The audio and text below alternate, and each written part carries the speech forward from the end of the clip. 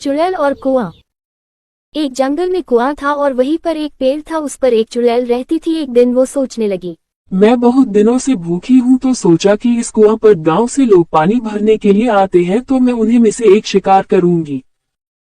तभी रामू कुआं की ओर पानी भरने के लिए निकलता है। पानी तो जंगल में कुआं है, उस पर से लाना पड़ता है और खाना बनाने के लिए देर हो रही है, ये सोच रामू कुआं की ओर चलता है। कुआं पर पहुंचा और रामू श्याम दोनों आपस में बात करने लगते हैं। तभी रामू बोला, गांव में पानी नहीं है तो कुआं से पानी ले जाने में बहुत ही दिक्कत आती है। श्याम बोला कि हाँ भाई साहब, तकलीफ तो बहुत होती है। तभी रामू और श्याम घर के लिए निकल जाते हैं। तो चुड़ैल सोचती है कि आज तो 2 लोग थे, इसीलिए मैं शिकार नहीं कर पाई, मैं कल शिकार करूंगी।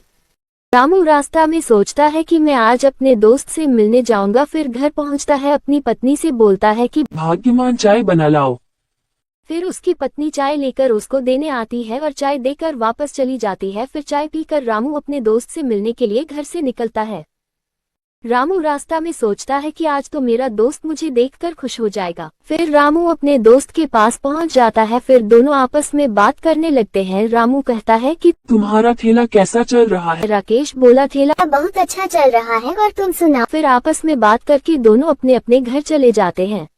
रामू घर की तरफ निकलता है और सोचता है कि घर जाकर खाना खाऊंगा। रामू दोस्त से मिलकर बहुत खुश हुआ। उधर उसकी पत्नी पानी भरने के लिए निकल जाती है। रामू की पत्नी बोली, पानी लेने के लिए जंगल के कुआं पर जाना पड़ता है और कुआं बहुत दूर है। फिर कुआं पर पहुंच जाती है। कुआं पर पहुंचकर सोचती है कि आज तो बहुत देर हो गई, और फिर उसके सामने चुड़ैल आ जाती है। फिर चुड़ैल से पूछती है, तुम कौन हो? चुड़ैल बोली, मैं एक डायन हूँ। फिर रामू की पत्नी को डर लगने लगता है। रामू की पत्नी बोली, तुम क्यों आए हो? चुड़ैल बोली, मैं तुम्हारा शिकार करूंगी। रामू की पत्नी को चक्कर आ जाते हैं, फिर गिर जाती है। तभी रामू का भतीजा छोटू देखता है और घर की तरफ भागता है। छोटू घर पहुंचता है। रामू अभी अभी घर आया था और चाचा चाची को कुआं पर चुड़ैल को देखकर चक्कर आ जाते हैं। चाची कुआं पर बेहोश है।